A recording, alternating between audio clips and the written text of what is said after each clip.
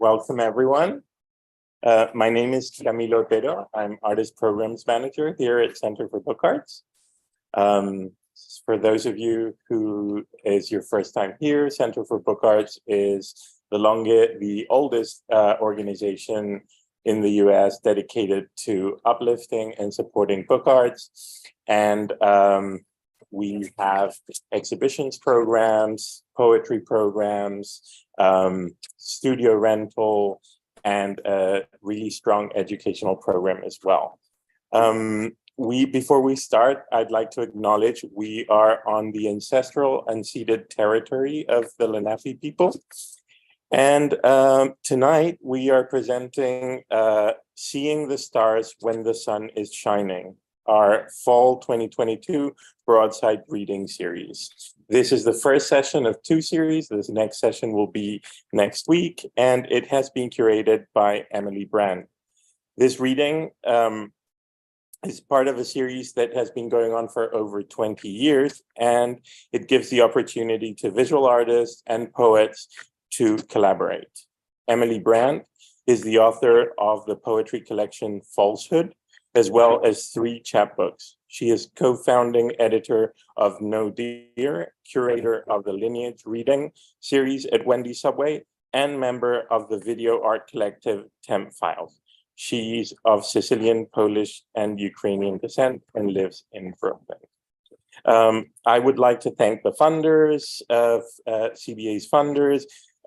This program has been supported by public funds from the New York State Council on the Arts, also by poets and writers, and the New York City Department of Cultural Affairs in partnership with the City Council.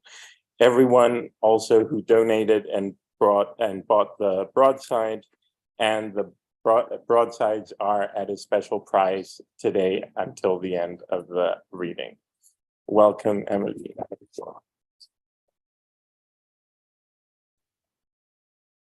Thank you so much. Thank you all for being here, and thank you to anyone who's watching at home, and thank you to the Center for Book Arts, especially to Camilo, and also to Liz and Elsbeth, who really made this whole thing happen.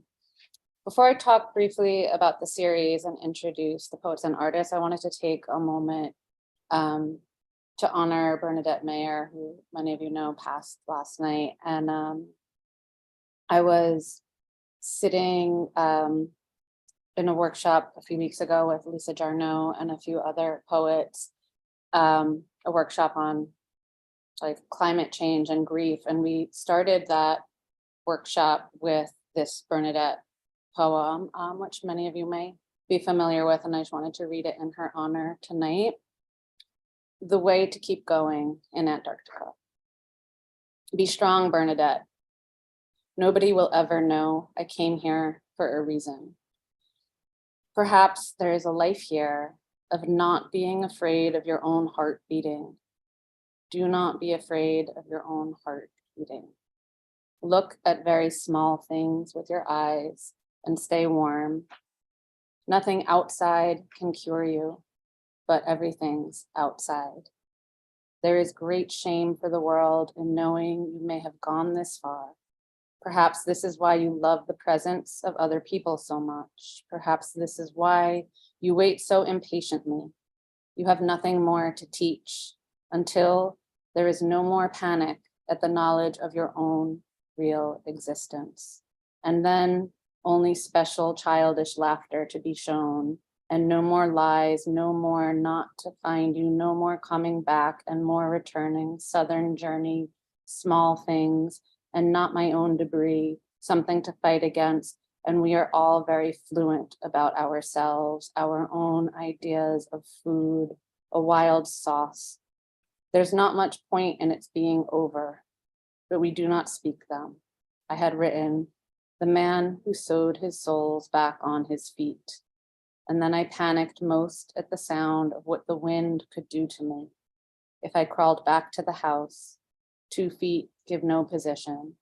If the branches cracked over my head and they're threatening me, if I covered my face with beer and sweated till you returned, if I suffered, what else could I do?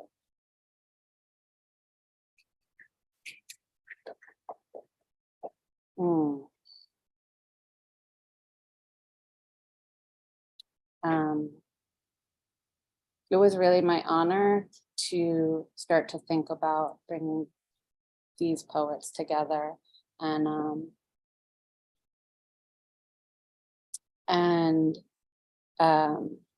I really wanted to, I've been thinking a lot about dreams and a lot about the ways in which we can bring our unconscious mind into consciousness,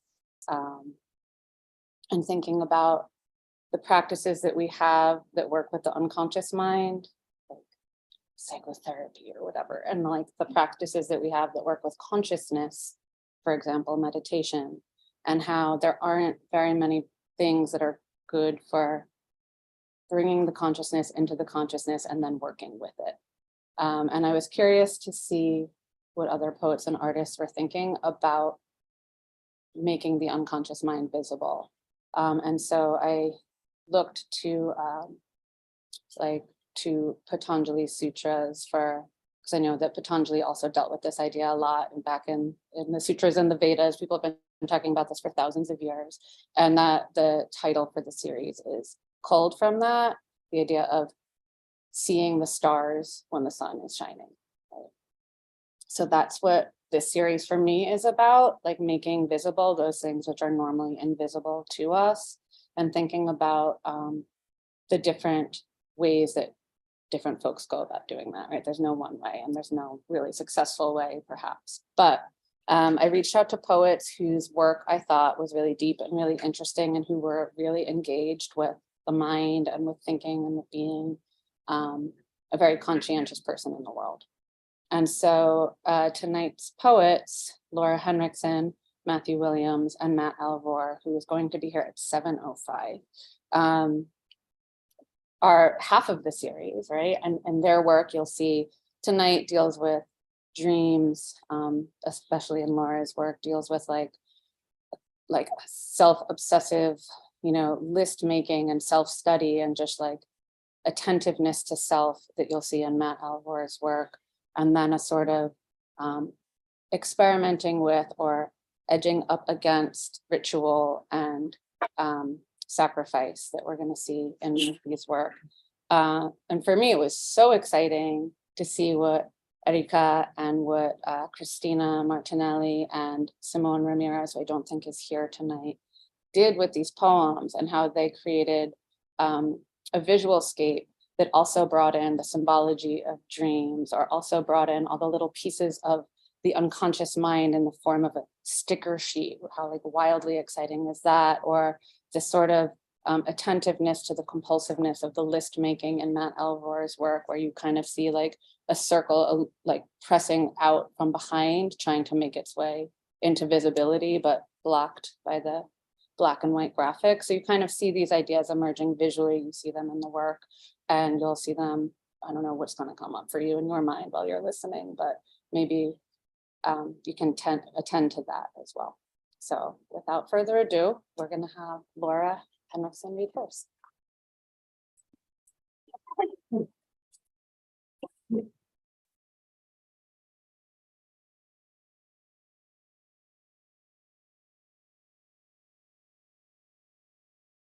Thank you so much, Emily. It's so beautiful to hear your reflections on the series, and thank you so much to the Center for Book Arts and to Camilo. It's really, I'm so grateful and so honored for opening the space and sharing your resources in this way. And Erica in particular, thank you so much. I'm so deeply, deeply humbled by the work that you did with my poem. The figures that you drew around it are just so, I just feel that you recognize the liveliness in it in these ways that I feel profoundly grateful for. And I also just wanted to say a really heartfelt thank you to Emily. I feel so honored to be part of this, and so particularly honored to have been invited by you as a poet that I very deeply admire, and also as someone who builds community in a way that I think about all of the time. Through No Dear, through your reading series, I think it is exemplary in how expansive and generous it is. So I'm really grateful to have been invited by you. And I'm really honored and excited to be with you all tonight. The poem that I shared is called Dream, Dream, Dream, and moves through, as Emily was describing, a series of different reflections on my own dreams, and also different social spaces of thinking about dreaming, or different artists who engage with dreams. And I would be very glad to share that poem with you if you are interested in spending time with it. But tonight, as Emily pointed to, Bernadette Mayer passed away yesterday, and Dream, Dream, Dream, but also no poem that I've ever written would exist without her and her work. And so I would like to use this time that we have together tonight to bring her voice into the room. So I wanted to share. I'm so grateful that you read The Way to Keep Going in Antarctica, which is a poem that I think about all of the time, and I'd love to just share some more space and time for Bernadette tonight. So first, I wanted to read a little bit of a letter that Bernadette wrote to her sister Rosemary in 1979. It begins to describe her work on her book, Midwinter Day. So this is January 14th, 1979. Dear Rosemary, just finished the 5th part of my poem, and if I'd written to you last night, I would have said, fuck all this shit, it's too much for me. So now it's good that I waited. My biggest problem with this poem is keeping all my notes and papers straight. It is so complicated to keep everything in mind at once, but that's what I like about it too. Actually, the whole thing's written in a way as of now, and all I've left to do is rework the 6th section and make clean copies of the rest. Sometimes I'm as if a mad woman. This poem is leading me by such a string through such places, mostly structures as I've never seen. But I have a note I put up for myself on my desk, which says, "Don't talk about your poem anymore. It only bores people." So I must tell you the rest of my life is not so interesting either. Yesterday we had a flood and my book hasn't come yet because we haven't paid the printers and the babies are restless because it's too cold to go out much and too slippery. I bathed them both today and they both hate baths. I think I am unconvincing as I don't believe it myself when I tell Marie it's better to be clean than dirty, but she does have oatmeal in her hair, or she did. Are you very busy? Goethe said, from the heights of reason, life seemed like a malignant disease, and all men and women seemed to live in a madhouse. A typical German as I see it. We here vacillate between feeling we have too much to do and taking time off to do nothing so that we can feel sane, which of course only makes us feel crazy. I mean, if I don't work for one night, I feel I'm doing myself a favor in terms of recovering from exhaustion, but then the next day, I'm all the more frenetic and full of ideas. So I can never stop, but I can't be disciplined about it either. So the only thing I can do is enjoy it, the whole thing, and pretend like Ra, who's the god of the Egyptians, that I am born every morning and I die every night. What else to do? This is winter. Soon, but not so very soon, it will be over. Meanwhile, next week we have to entertain the god of the Massachusetts Council on the Arts. Did I tell you about him? And after that, a bunch of our former students from New York, which will be fun. They'll be all over the house. So slowly, something or some things are happening. My book will be here next week, and children change ever so slowly, like I guess we should or we do without admitting it. So as you see, I am restless too. I want some drama and some excitement, but always I am just the same, and so I write. Now isn't that dramatic? Please forgive me this tirade. It's only in place of speaking in person to you, and it goes along with sending you all my love and 2 permission forms. Love, Bernadette.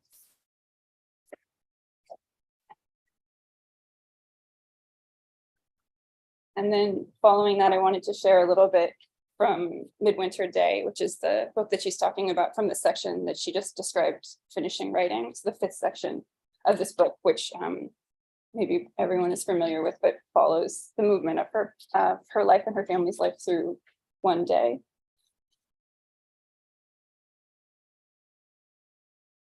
Falling down is a transition I offer you. I have a feeling I want to be adored. Is poetry a luxury? I won't defend it. I'll change my tone of voice to share the rest, but I won't end it. At the moment, everything seems to either fall down or stand up. Leaves have fallen, at least in the past. No one gives credence to our lack of strategy and the placement in an indefensible spot of our random-looking house, like the price of food or spices at the store, though I don't defend eating, like the truth of pleasure told to one's mother. Lentils, onions, and potatoes are not expensive this year. Carrots aren't either. I can take it or leave it, like the paper I write on, lost like the bottle with a note in the sea of what they call oceanic feelings. I'm not romantic at all. I'm always scared of a fire. I'm as familiar as you are with romantic love. Listen, I had this idea before I met you, back after we kissed in the car, when I insisted on driving you right to the door, though you said you could easily walk, it was only around the block. To someday become a spendthrift of emotion, as any girl or woman. No, I don't mean that.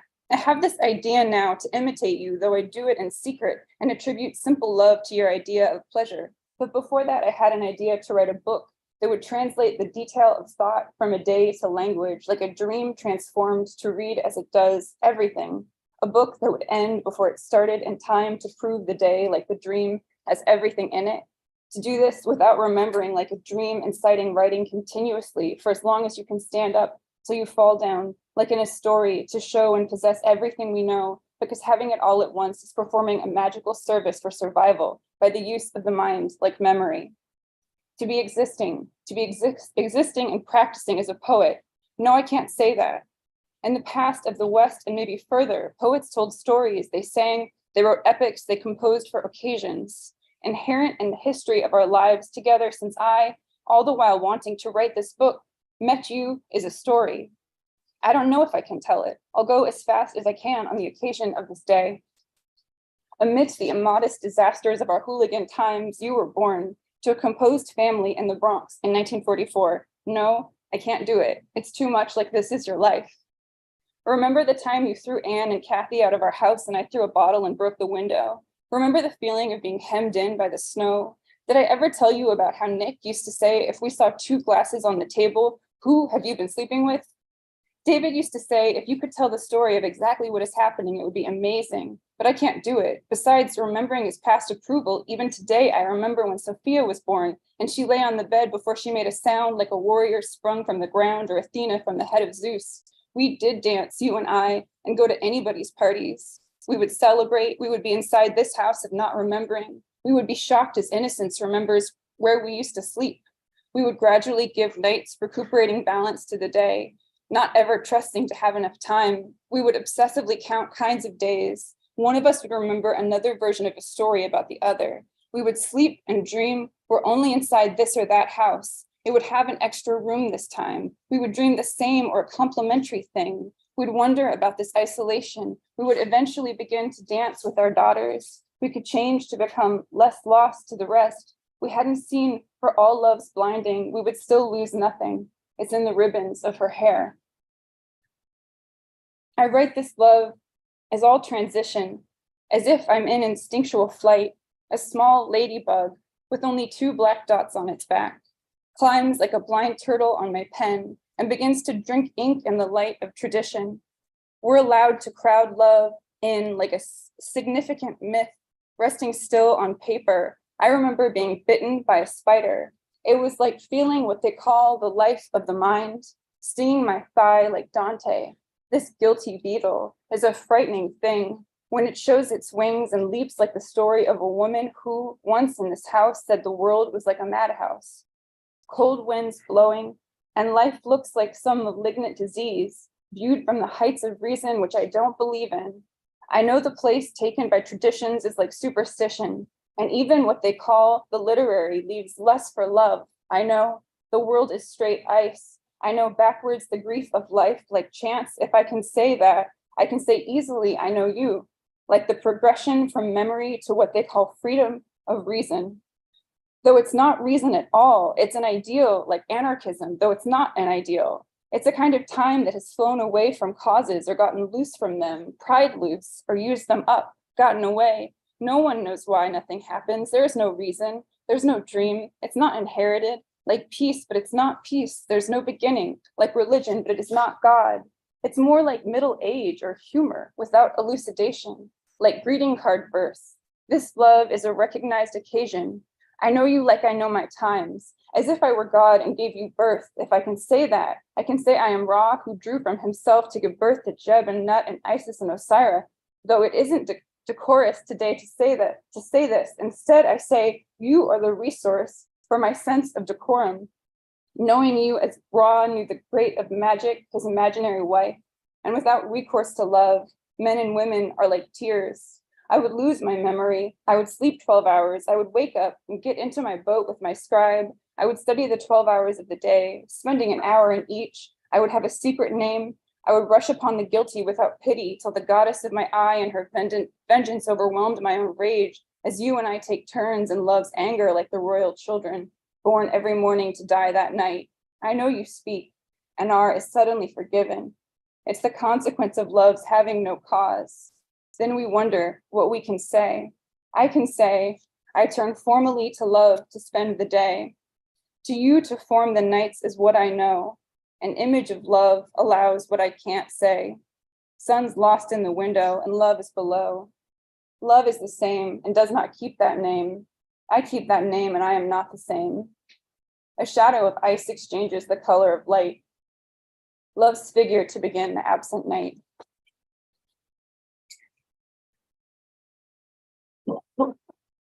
But I think we can also see how deeply connected Bernadette's work is with all of the different themes that Emily's bringing together tonight as well. And I'll close with just a very short poem from her book that came out just last month. So she was always writing. This is called Shadow Biosphere.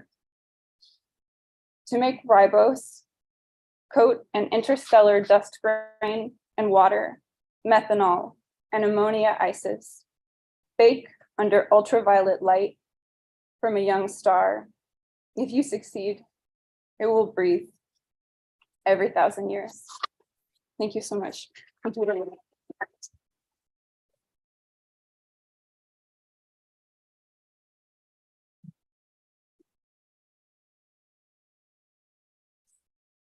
really wonderful.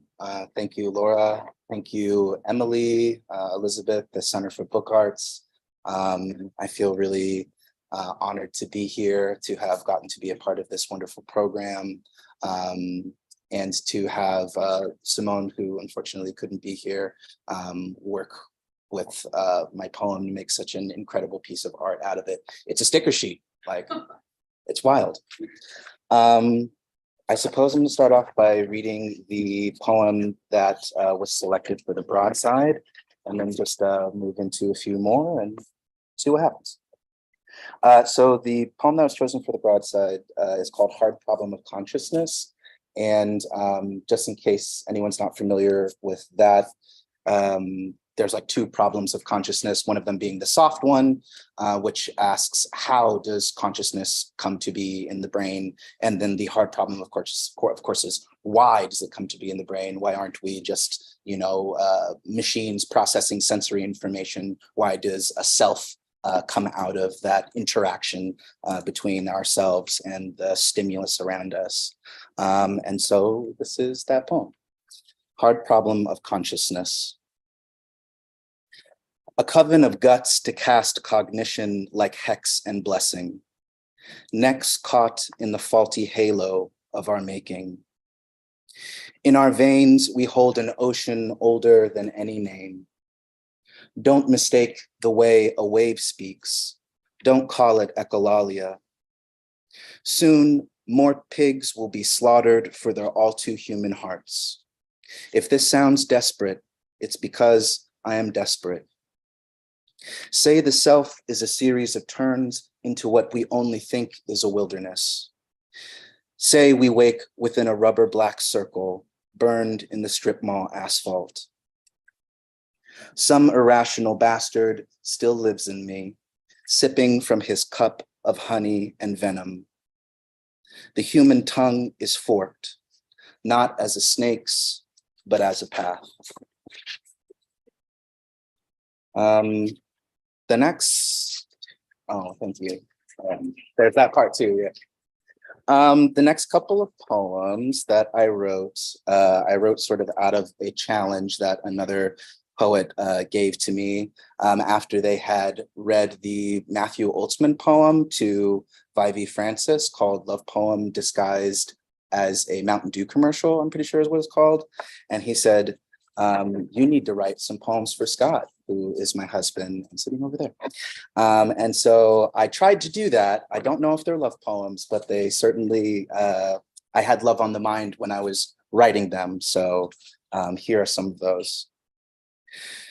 Some vows. I will never lament the supermoon, blood dimmed and simmering over Brooklyn low-rises, does not love us. Look, we are still alive in America, and America is still happening to everyone. They have our addresses, file away our names and numbers.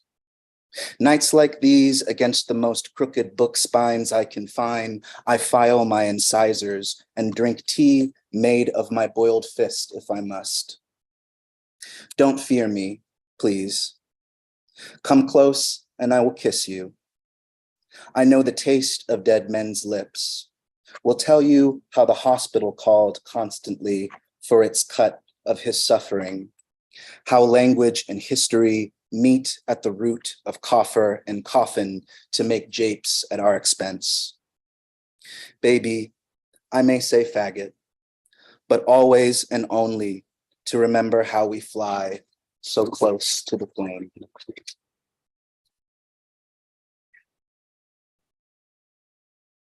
And so here's another that's trying to be a love poem, but I don't know if it's getting there, but this one's called Talking It Through.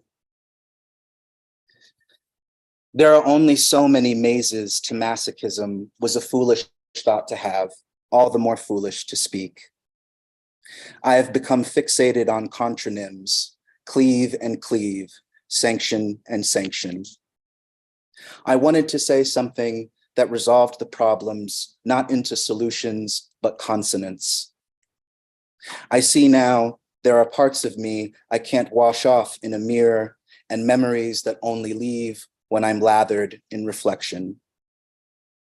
When you said, there are the last scraps of shade amid the sunlit drifts of sand, your arm outstretched, fingertip wet in the wind, searching, I tried not to think of a snake in reverse, slipping beneath a rock and writhing back into the husk that once was its skin.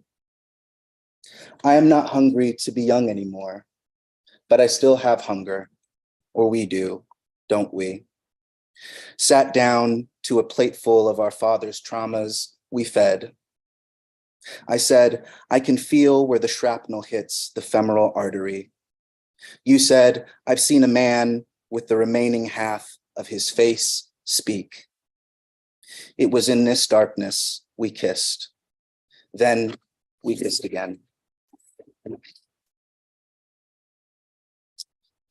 All right. These last three or so poems that I'm going to read have to do with loss.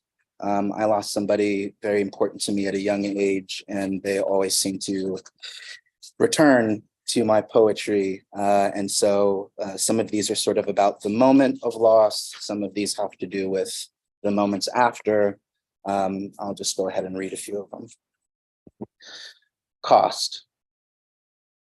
Shift in the viscera's tectonics. Your body was to be as any other glass chapel in a fracturing land. Code blue, cold lips the color of early light at dawn. Yes, it seems even in death, some part of us succumbs to American pageantry. Thus it was with pain, your hand clasped your heart. This is what I hold in mind in study of broken windows, the pattern of fracture, its dendritic limbs, the ever finer fingers reaching into what once with clarity held as it passed life. Can one grasp not the instance alone, but the act of shattering? Is the hairline break in the petrified ankle bone of some ungulate long forgotten, an inscription of structure governing prey and predation? At the gas station, the man that saw me careen into the parking lot, roll down my window and shout, "Where is the hospital?" in silence turned his back. Just after you died, the insurance adjuster was a dulcet hiss in the phone. Days before, the store owners asked you if you would just do your best to manage the finances from the ICU. Mostly, I remember the scream scoring your throat, a note sharp as a neighbor's glare, one part of the broken anthem of this breaking place, the hometown in which I found us, suddenly lost, when you said from the bedroom floor, "Don't call an ambulance.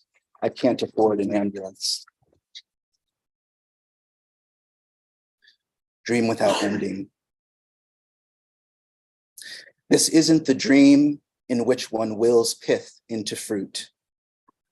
A skillet smokes on the stovetop. Blinds make morning a patterned shadow. The floor swarms with emptied clementines. This isn't the dream in which one's hunger to need absence into sufficient bread ceases.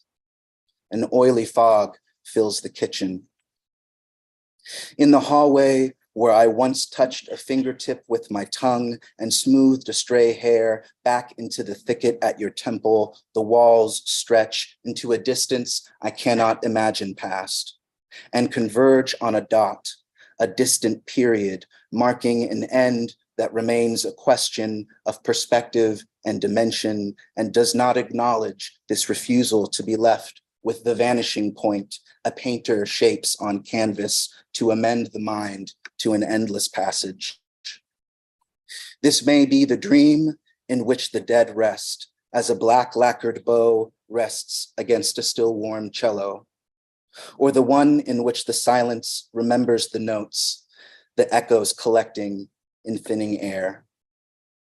Each begins with waking on the cold linoleum of your kitchen to the aroma of chicken rotting in the disposal, and the disposal choking through bone like someone upset and with a difficult thing to speak.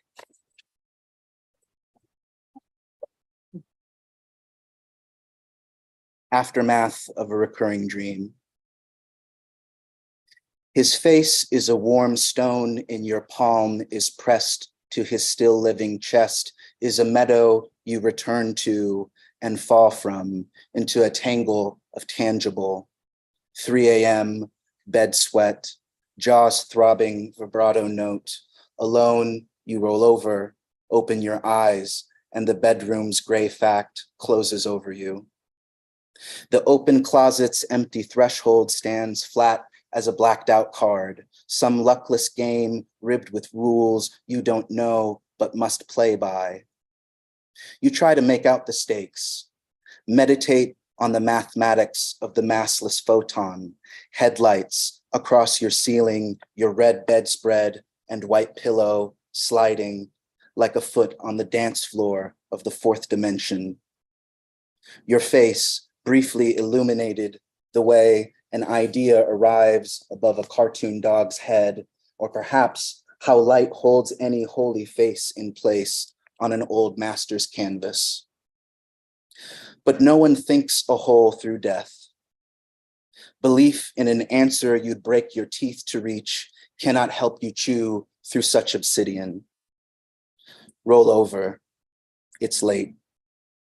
Rain is rapping at your window with the insistence of someone lost, or someone lying beside you, whose need for rest demands their hand cross the small space of the bed to touch your shoulder, your body, turning. Oh, little axle in the unnameable locomotion, I know. Close your eyes, drift from this place. You can nearly feel palm warmth, thumb stroke at the nape of your neck, at your ear, the voice of the beloved dead that says,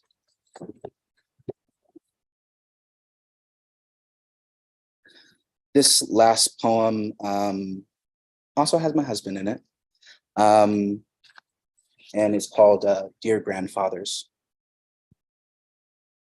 Dear grandfathers, I cannot understand the answer you sent.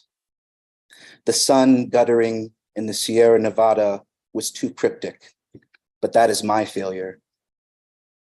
Let me thank you for the birthday gift. The twilight fits well. Even its threadbare elbows have kept this memory I etch into each morning mirror legible these 31 years. Even in hours dark as these, when I see above the taillights snaking I-80, the cobra head smoke plume unhinging its jaw. It seems the whole state may burn into Ouroboros. You don't need me to tell you this. Being rid of living, you know how ungainly the weight hangs about the shoulders. Instead, let me tell you how I woke this morning to my husband's hand clamped on my chest. He said I'd made a sound like choking, and the fear in his voice is like, thanks a lot, everybody.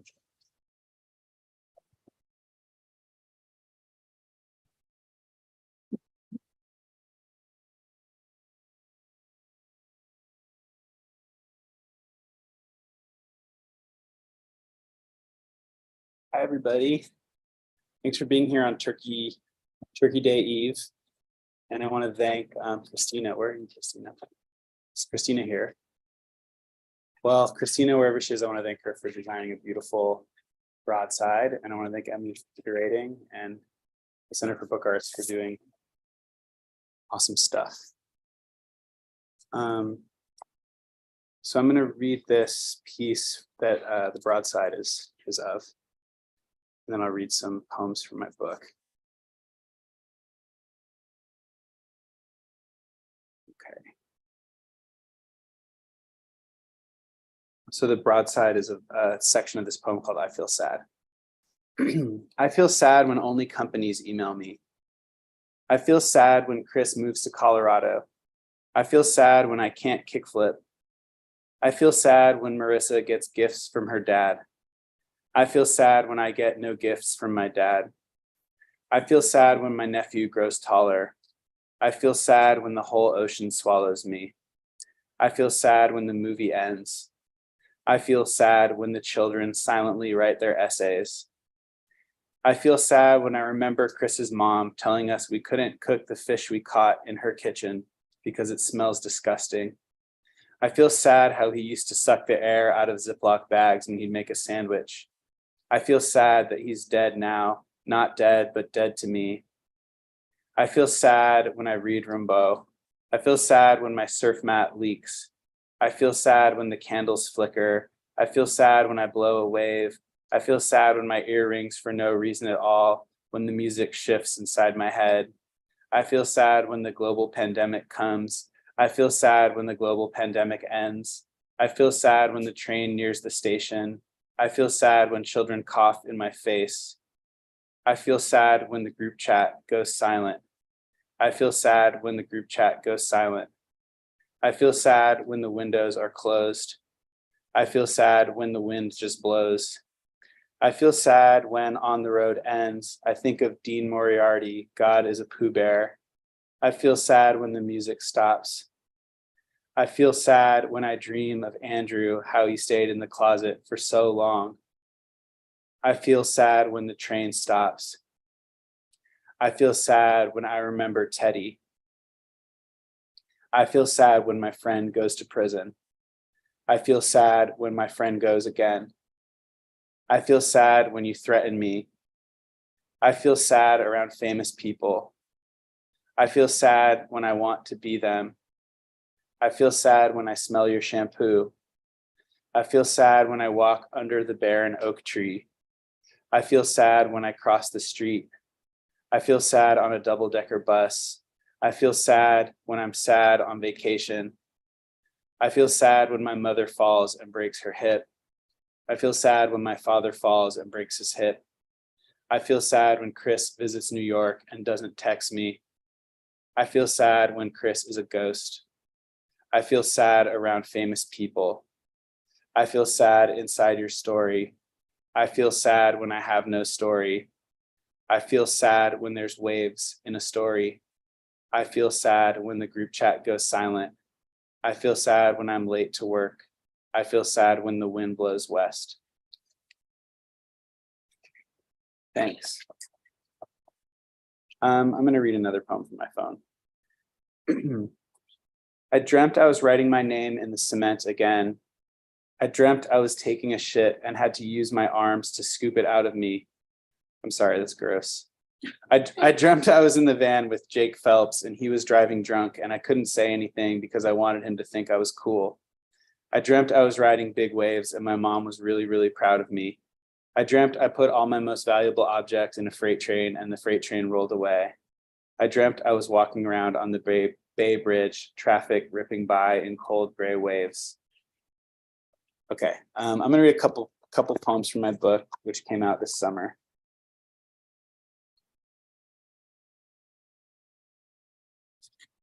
Am I the last reader? And then the artists speak. Okay, cool. Okay. Falling asleep, I tell myself, remember this thought tomorrow, remember it, but I never can. Silent like summer, the way the wind slacks at night, catfish in the reservoir the size of your father.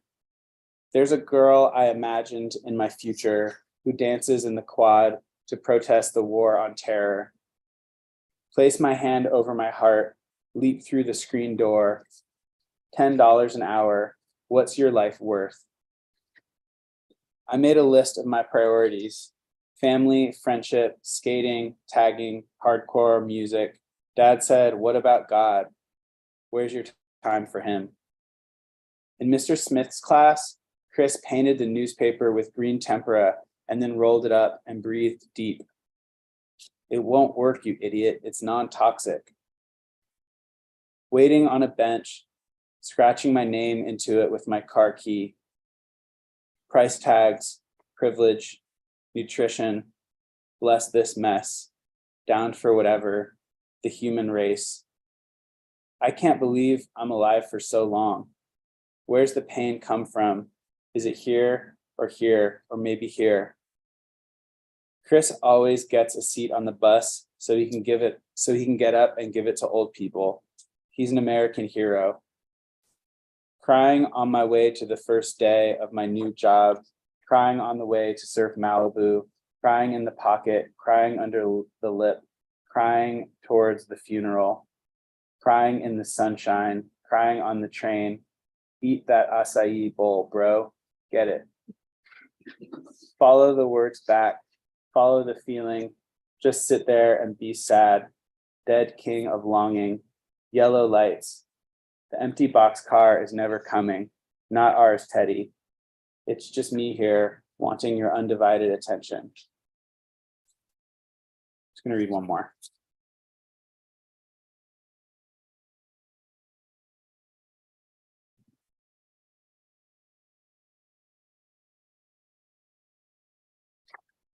I hate the cops. They choose to be the oppressor. I hate my teachers. They never listen when you talk. They never even learn your name. They act like they care. Then they give you grades. In English, Mrs. Smith cried when she told us how her husband died. Then Chris's grandma died, and she hugged him and laughed. Oh, sweetie, dry erase marker on her khakis. Chris and I spitting ice cubes up on the black lab table during the dissection video in science. Go outside and be alone, Chris, Matt. Isn't that what you want? To be alone together? Sitting on the cold aluminum bench in the walkway, Chris asked Kelly for a hug. We used to talk about her legs and freckles and the little gap in her front teeth, how perfect she was. She was like, no, thank you. Softball mitt suspended from her book bag. The ginkgo tree in the front yard is a fossil. Chris says it smells like pussy in the fall. Dinosaurs eat the fruit and shit their seeds along the Cretaceous earth. This cop with pockmarks and a golden badge said he was sorry when he gave us a ticket for skating the banks outside the courthouse. He said, they built this place like a skate park, but it's illegal to skate here anyways. Makes no goddamn sense.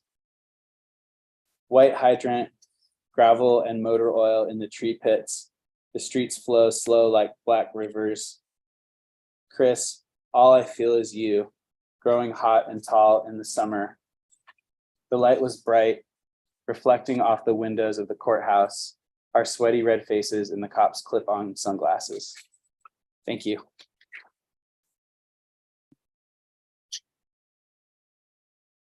I know Christina and Simone aren't here tonight, but I'm hoping that Erica will speak briefly about her process. Well, thank you, Emily. Thank you, Camilo and Laura. When I read Laura's poem, it was pretty immediate. I was very connected to what I was reading. Immediately, I had this feeling of a dark place where someone is dreaming. All kind of random things are happening, like bright colors. So it was quite easy to start working on this idea. I felt that it fit perfectly with my imagination and with the way dreams are configured in my head, which at the same time is a little bit similar to my artistic creation process, like when a color or just one phrase can trigger an image. So I began to translate what lived in my head, and I start the process that passes through my hands, and I can create, because the same way I try to create my dreams, I try to create my paints. It is everything so random.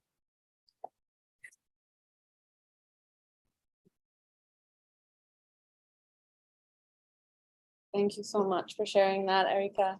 And thank you to Laura and to Matthew and to Matt and to Bernadette and to everyone here and to the Center for Book Arts. I think there's wine, some grapes, so please.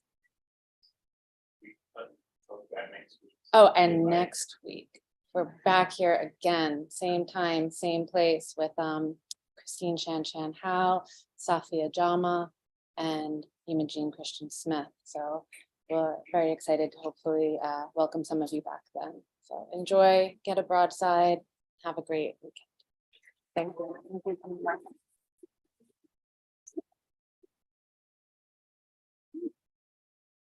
Well, thank you, everyone, and hope to see you next week.